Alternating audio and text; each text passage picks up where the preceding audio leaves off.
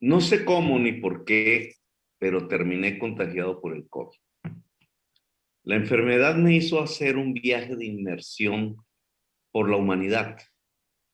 Un golpe que de repente me llevó al corazón mismo de la pandemia, vivida en carne propia, experimentada desde mi corazón y mis sentimientos sin ningún tipo de privilegios. Todo fue de pronto y fugaz, como un golpe fulminante, inesperado, como un disparo de nieve, tal como dice una de las canciones que más me gusta. Después de experimentar los primeros síntomas, como la pérdida relativa de mi oxigenación, me practicaron el examen que dio positivo y enseguida llamamos al servicio de emergencias. Respondieron con prontitud. En menos de media hora llegó un médico que midió mis parámetros de salud. Mi saturación de oxígeno, aunque había bajado, aún era buena, al igual que mi presión, por lo que el galeno me dio a escoger entre si quedarme en la casa o seguir con él a la atención hospitalaria. Confieso que tuve muchas ganas de quedarme, de no partir en esas horas ya oscuras y frías, a lo que presumía era el abismo. Pero la preocupación de mi esposa Verónica me hizo tomar la decisión de partir. Allí comenzó mi viaje. En medio de un idioma extraño, llegué en ambulancia al Hospital Público Santa María Nuova, en el centro de la ciudad de Florencia. Cuando quise mostrar allí el resultado de mi examen de COVID, encontré que habían suspendido mis servicios de telefonía desde Colombia. De pronto llegaba a un hospital sin ningún tipo de comunicación con el exterior y para colmo de males, allí, como en todos los hospitales, no había servicio de Wi-Fi. Había quedado completamente incomunicado, solitario frente a la enfermedad y sin noticia alguna de mi familia que había dejado enferma. Me sentí profundamente solo, anónimo, sin que nadie allí supiera siquiera mi nombre bien deletreado. Estaba completamente en manos de personas extrañas. La soledad me invadió en medio de mi dificultad para respirar. De repente me pasaron a las pruebas y allí detectaron mi neumonía. Pasé la noche sin dormir. Al otro día encontré a mi compañero de cuarto con quien intenté iniciar alguna conversación a pesar de la distancia de los idiomas. Maximiliano, ese era su nombre.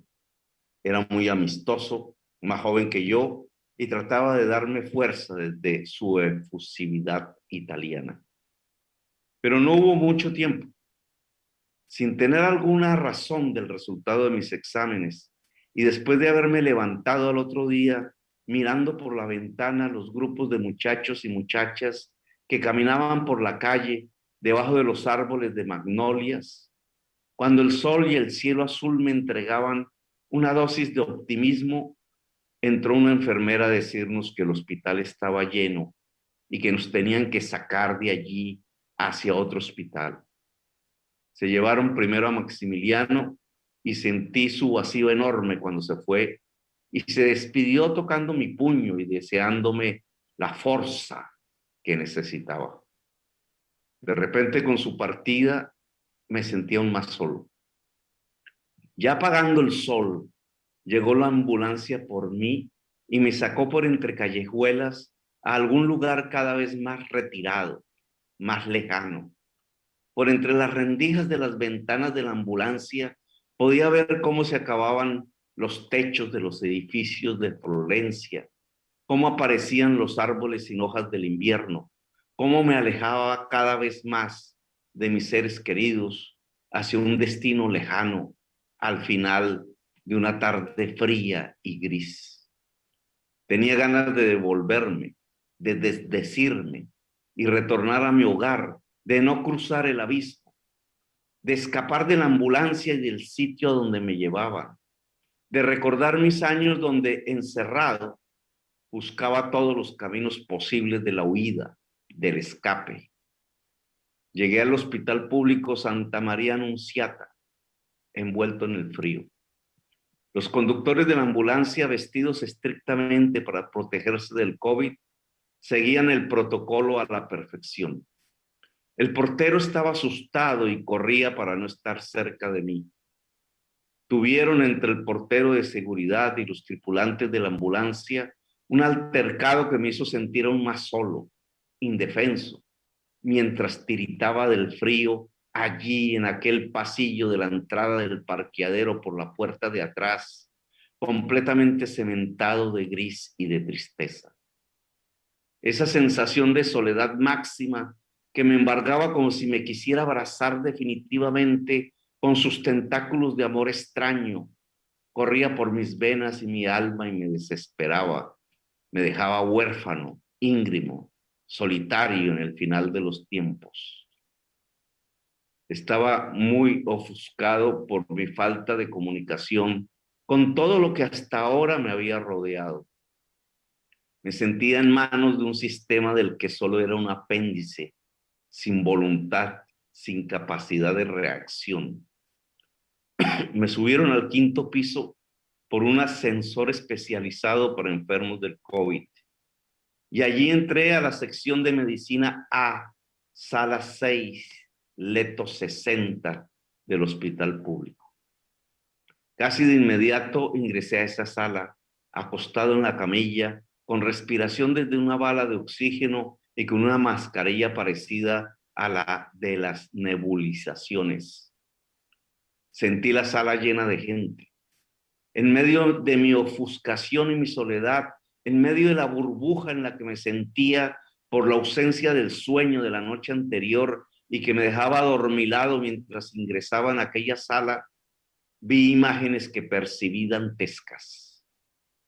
Hombres viejos metidos en escafandras de plástico llenas de oxígeno, a través de las cuales se veían sus rostros desesperados, tratando de respirar con muchísima dificultad. Veía sus miradas anhelantes, las enfermeras gritándoles, porque las escafandras no permiten oír. Pude mirar a mi alrededor y estaban allí 4 personas enfermas, todas más viejas que yo.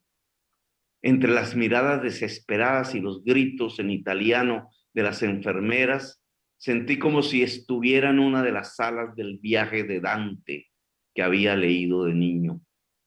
El Dante de Florencia que regresaba por su pueblo. Trataba de cerrar los ojos, de dormir y no podía. Miré al hombre puesto en la cama de la persona, el nombre puesto en la cama de la persona que desesperaba trataba de respirar. Paolo de la Terma. Él seguía allí despierto y yo adormecido, conectado a los tubos de las medicinas y del oxígeno hasta que empezó a gritar quizás hacia la medianoche. Las otras personas allí enfermas llamaron las enfermeras. Todas corrían y al principio no entendía por qué gritaban tanto. Se trataban de comunicar con Paolo sin quitarle la escafandra, que era como quitarle todo el oxígeno. Una de ellas, ante el dolor que expresaba Paolo, le decía que le había puesto morfina, pero Paolo no se tranquilizaba. Veía su rostro crispado por el dolor. Gritaba tenso desde el interior de su escafandra. Su desespero invadía todo su cuerpo. Lo tomaba para sí. Gritaba, ayuda, ayuda, y se tocaba los brazos desesperado. Quería quitarse la piel, quizás descansar, como si estuviera viviendo una pesadilla, pues no podía cerrar los ojos ni dormir. Vi el rictus de dolor de aquel hombre detrás de la burbuja de oxígeno, perdido por completo ante el paroxismo del espanto, derrotado profundamente. Sentí que él lo que quería era irse definitivamente, abandonar el esfuerzo, retirarse para siempre hacia donde los vientos ya no vuelven. En algún momento lo sacaron en la camilla y regresaron con él, y en algún otro momento ya no estaba sino su silencio. ¿Por qué ese silencio después de tantos gritos, de tanto dolor? pensaba mientras miraba a las enfermeras mudas escoger algunos aparatos. Se habían llevado a Paolo y regresaron con la camilla vacía. Comenzaban a recoger las cosas de aquel hombre con el que no pude hablar, cruzar una mirada de apoyo, un abrazo siquiera. Paolo había partido, no sé a dónde, no sé qué se hizo en el universo, no sé si pensó en sus amores, en las brisas suaves de la Toscana, en su vida de hombre del trabajo. No sé si sintió que habría valido la pena vivir o si se sintió tan solitario como yo me sentía. Paolo se fue sin mi abrazo, sin el abrazo del enfermero que vi arrodillado ante él, cuidándolo, limpiando sus heridas de las agujas con esmero, como un hijo diciéndole amore. Esa imagen no la olvidaré jamás. El enfermero joven, por fuera de sus obligaciones profesionales, brindando amor allí, arrodillado frente a Paolo, tratando de soportar al viejo, amoroso como los santos antiguos, como San Francisco de Asís, profundamente humano. Sentí la enorme fuerza de la humanidad, de la solidaridad, del amor. El enfermero, al que nunca pude preguntar su nombre, al otro día recogió las cosas de Paolo y las puso en una bolsa roja de plástico. Borró su nombre de la camilla definitivamente. Silencioso se sintió derrotado y yo también. Todo había pasado estando yo allí acostado sin mover un brazo. Me sentí sucio por haberme dejado acobardar, por no haberme parado a abrazar a Paolo. Quizás el calor de mi mano, quizás mi mirada hubieran podido calmarlo. Quizás en esa delgada línea que divide la vida de la muerte, un poco de mi energía hubiera podido ponerlo de este lado, quizás por milagro, quizás por amor. La muerte del COVID había llegado y se había paseado frente a mi cama. La vida desatenta, como decía Miguel Hernández, la había dejado entrar y pasear por el lado de mi camilla. Quizás me miró irónica, desdeñosa, y se fue a abrazar al más débil, al más necesitado, al más solo. En esa noche se había llevado a Paolo delante de mí mismo. Me desplomé. Y cuando más ganas tuve de llorar, de desesperarme, recordé mi juventud primera, cuando me llevaron a la tortura, cuando entregaron mi cuerpo a la cárcel. Era yo un joven que no había salido en realidad de su casa materna y de su pueblo, y de pronto era entregado a la ferocidad de la mayor degradación humana.